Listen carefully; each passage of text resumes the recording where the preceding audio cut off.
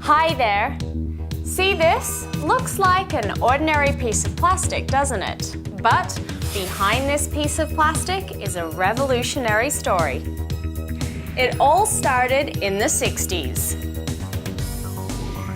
When liquid color dye was coated onto car windows for aesthetic purpose, the car had to be jacked up to allow the liquid to flow down to cover the windscreen. This technique was messy and even posed environmental and health hazards by emitting toxic fumes. The idea of using film only came about in the 70s with the introduction of PET-based films that were basically dyed polyester. Dark-colored dye was added to the film. The good thing was that such films cut off glare and added color to car windows. The bad thing was that dyed film wasn't really good at blocking out all the heat. The 80s witnessed the improvement in window coating technologies, leading to a new breed of single-layered metallized films. Common types were made of aluminum, nichrome, and copper. They were good at blocking out heat, but they created a one-way mirror effect with a very reflective appearance. This was prohibited by the traffic authorities in most countries. Metallized reflective films also limited the amount of daylight entering buildings. By the early 90s, one technology broke all conventions. It set a new industry standard where the highest amount of infrared heat could be rejected by the thinnest of polyester films while maintaining sharp clarity. And that, ladies and gentlemen, was V-KOOL technology. V-KOOL uses wavelength selective technology. The original was first developed during the Arab oil embargo. It was applied on aerospace and military wear in the case of stealth bombers. Here is the state-of-the-art V-KOOL production facility in Germany, where the DC magnetron sputtering machine resides.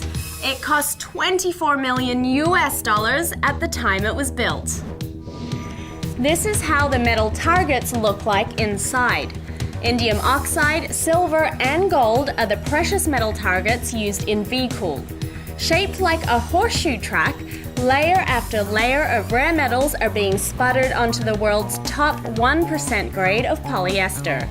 Imagine, there are 7 to 10 stacks of such precious metals on this one piece of thin film. No wonder V-KOOL films are able to selectively block off unwanted heat waves while allowing maximum daylight to enter. It's all thanks to this genius here, Dr. Gene Woodard. This is the man behind the invention of 10 multi-layer stacks of rare metals that form the Generation 2 V-KOOL film. It can block off as much as 97% of infrared heat and still keep your windows clear. Hard to believe? Come on, let's have it verified. In this window film lab, researchers are subjecting the V-KOOL film to stringent tests. This is the spectrophotometer lab equipment used by professional testing institutions. This curve shows the total energy being transmitted, from 780 to 2,500 nanometers, where the sun's infrared heat can be felt. This V-KOOL film allows an average of only 3% of infrared heat to get past. The other curves show the measurements of a dyed and common metal film. The difference between the amount of heat being blocked off by V-KOOL versus other films can be clearly seen. What's the shelf life of V-KOOL film? You need this equipment called the Q-Sun Xenon Test Chamber.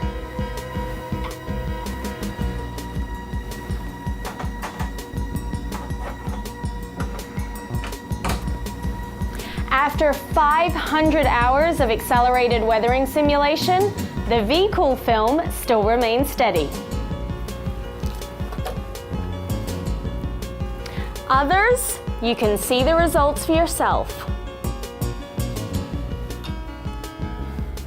Don't understand the difference between V-KOOL and others in the market?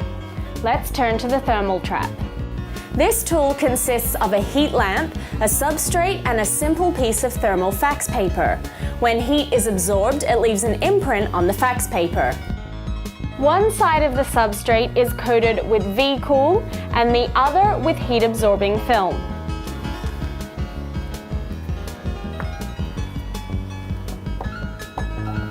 When heat passes through the substrate with the films, which side do you think will turn hot first?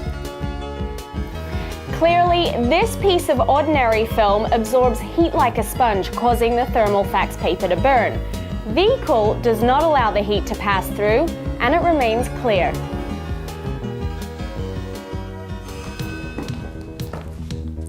Now, you've heard that metallized films do not transmit signals and will affect your GPS, autogate, and mobile phone. Well, not for V-KOOL. That's why European OEM glass makers have been using V-KOOL technology on German-made cars up till today. Phew, is it getting hot in here? You're probably getting over 90% of infrared heat if your windows are not filmed at all. If you have a dark tint on your car that absorbs heat, you'll still get 80 to 90% of infrared heat. How about if you add 2 more layers of dark tint over this? How much cooler can your car get? Still as hot and way too dark. But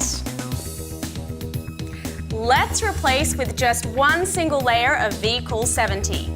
Let's see the results. The view is very clear and you feel cool. And if you put on a Generation 2 V-KOOL 55 film that has 10 layers of rare metals, your window reflects up to 97% of infrared heat. The glass is just an inch thick, but it has the insulation of a 6-inch thick concrete wall because of V-KOOL. This is why millions of car owners and car dealerships around the globe use V-KOOL. You're not simply keeping yourselves cool with V-KOOL, it's helping the environment as well. V-KOOL reduces carbon dioxide output and saves fuel for car owners every year. No wonder this energy-saving fuel economy technology was voted one of the top 100 inventions of the millennium by America's Popular Science magazine.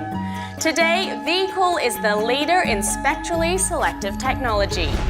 Have a clearer view, a cooler and a greener world.